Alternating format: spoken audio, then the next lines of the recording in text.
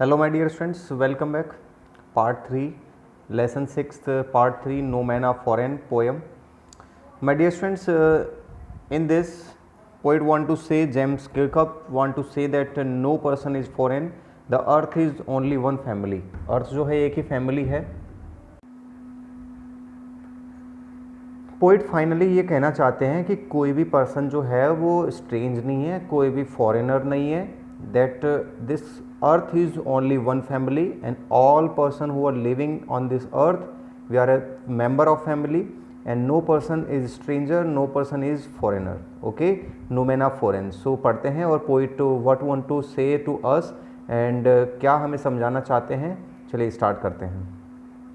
Remember, poet कहना चाहते हैं कि कोई भी पर्सन स्ट्रेंजर नहीं है और कोई भी कंट्री जो है वो विदेशी नहीं है.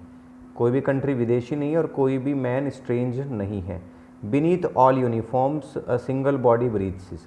यहाँ पर पोइट हमें कहना चाहते हैं, पोइट ये कहना चाहते हैं कि ऑल यूनिफॉर्म मीन्स सभी प्रकार के कपड़ों के नीचे एक सिंगल बॉडी ही वो ब्रीथ कर रही है. यानी सभी जो पर्सन है उन सभी वस्त्र पहनते हैं, कपड़े पहनते हैं, यूनिफॉर्म है उनकी, लेकिन उसके नीचे एक ही प्रकार का शरीर है.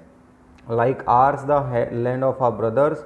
और जिस तरह से हम चलते हैं उसी धरती पर हमारे ये सभी जो भाई हैं, यानी हर किसी देश में जो रह रहे हैं वो हमारे भाई हैं. और वॉक अपॉन जो उस पर चलते हैं वो एक ही प्रकार की धरती है. यानी जैसी लैंड हमारी धरती जो हमारे देश में है वैसे ही दूसरे देश में है. And is earth like this.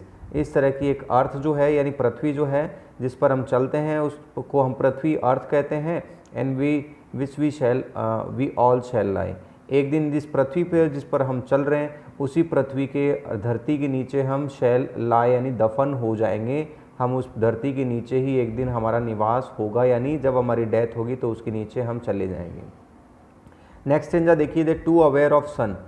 वे सभी व्यक्ति जो हैं वो अवेयर हैं उस सूरज की रोशनी से, हवा से, पानी से अवेयर हैं जो हमें मिल रही है. और जो धूप, हवा, पानी जो हम ले रहे हैं वो सभी मेरे भाई जितने भी विदेशों में मतलब जितने भी देशों में रह रहे हैं वो सभी ले रहे हैं. यानी कोई भी अलग प्रकार से हवा नहीं ले रहा, कोई अलग पानी नहीं ले रहा, सभी की वही प्रकृति की जो रचना है वो उसे ग्रहण कर रहे हैं. Are fed by peaceful harvest. और वो भी वही शांतिपूर्वक अन्न खाते हैं. By war's long winter starved. और युद्ध के बाद जो कड़ाके की ठंड होती है उसमें वे भूखे मरते हैं. यानी जितने भी मेरे भाई जितने भी देशों में रहते हैं वो उसी प्रकार का अन्न खाते हैं. वो युद्ध के बाद जो कड़ाके की ठंड जो होती है उसमें वो भी भूखे मरते हैं. Their hands are ours. उनके हाथ जो हैं वो भी हमारे जैसे ही हैं. And in their lines we read. और उनके हाथों की रेखा जो है वो भी बिल्कुल वैसी है जैसी हमारी है. जैसी हमारी हाथों की रेखा को हम पढ़ सकते हैं उनकी हाथों की रेखा भी, वो हाथों की रेखा से मतलब यहाँ पर पोइट का है कि वो जैसी हम मेहनत करते हैं वो भी वैसे ही करते हैं. Unless labour not different from our own. और एक लेबर यानी मेहनत जो है वो हमसे बिल्कुल भी अलग नहीं है. यानी जैसी मेहनत हम करते हैं वैसी मेहनत वो भी करते हैं. तो इट मीन्स पोइट ये कहना चाहता है इस स्टेंजा के अंदर तो क्लियरली हमें ये समझाया कि हमारा शरीर जो है वो एक जैसा है और हम सांस ले रहे हैं, ब्रीथिंग कर रहे हैं, वो भी हम एक जैसे, यानी सिंगल बॉडी ब्रीथ कर रही है, बॉडी एक जैसी है और ब्रीथिंग एक जैसी है. ठीक है, कॉमन ये बताया इस स्टेंजा के अंदर. कॉमन ये बताया कि मेहनत जो है सबकी कॉमन होती है, हार्डवर्क सभी कॉमन करते हैं, उसमें कोई डिफ्रेंशिएट नहीं होता है. ठीक है. थर्ड स्टेंजा में पोइट हमें क्या समझाना चाहता है, ध्यान से सुनिए. Remember they have eyes. याद रखिए उनकी भी आँखें होती है हमारी जैसी, वो भी जगते हैं, वो भी सोते हैं. And strength. और उनकी भी ताकत होती है उनके पास भी. They can be one by love. और उन्हें भी जीता जा सकता है, लेकिन उनके पास भी ताकत और शक्तियां हैं. भले कितनी भी ताकत शक्तियां हो लेकिन उनको प्यार से जीता जा सकता है. और in every land is common life. और हर तरह की धरती जो है वो कॉमन है. हर जगह जहाँ पर उनके पास में जो धरती माँ है वो कॉमन है, एक जैसी है, जिसे हम पहचान सकते हैं, उस धरती माँ को हम समझ सकते हैं. ओके, आप समझिए कि पोइट ये कहना चाहते हैं कि सभी की शरीर की रूपरेखाएं एक जैसी हैं. और इस स्टेंजा के अंदर हमें ये समझाना चाहते हैं पोइट कि सभी के पास में कितनी भी शक्तियां क्यों ना हो लेकिन उसे प्यार से जीता जा सकता है, वो किसी भी देश में वो व्यक्ति रहते हों. ठीक है.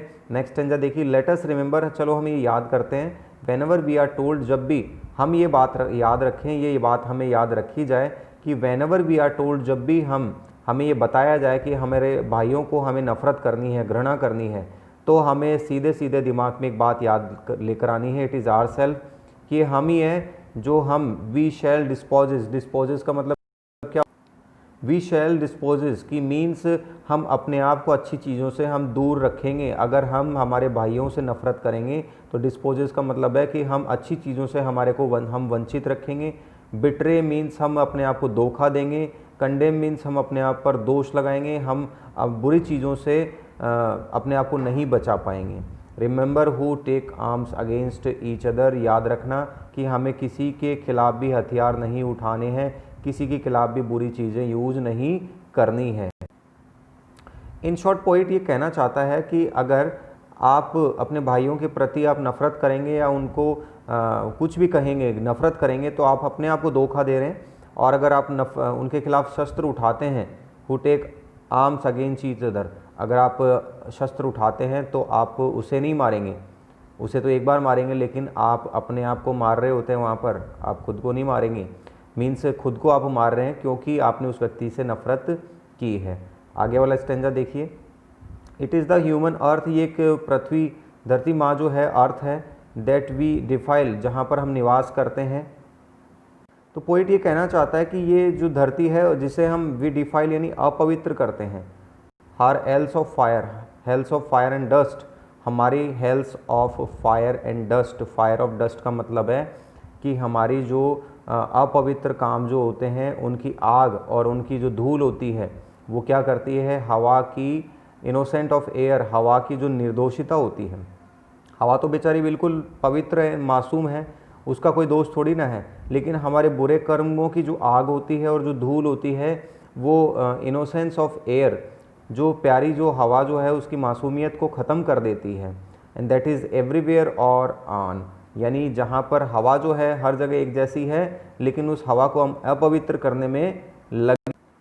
मीन्स पोइट ये कहना चाहता है कि ये हवा जो है ना सब जगह एक जैसी है, ये हवा जो है वो सब जगह एक जैसी है। Innocence of air that is everywhere और ऑन, कि मतलब ये हवा तो सब जगह एक जैसी है, मासूम है हवा तो, लेकिन हमारे जो बुरे कर्म हैं उनकी आग और जो धूल है वो इस हवा को क्या कर देती है, अपवित्र कर देती है। इसलिए पोइट लास्ट में कहना चाहते हैं कि याद रखिए, कोई भी मैन जो है वो फॉरेनर, विदेशी नहीं है, और कोई भी कंट्री जो है वो बिल्कुल अलग नहीं है। सभी जो व्यक्ति हैं वो एक ही परिवार का एक हिस्सा है, इसलिए कोई भी व्यक्ति विदेशी नहीं है। ओके माय डियर फ्रेंड्स, ये था हमारा part 3, lesson number 6 of 9th class, part number 3 था। पोएम कंप्लीट हो चुकी है। टेक केयर, जय हिंद, वंदे मातरम।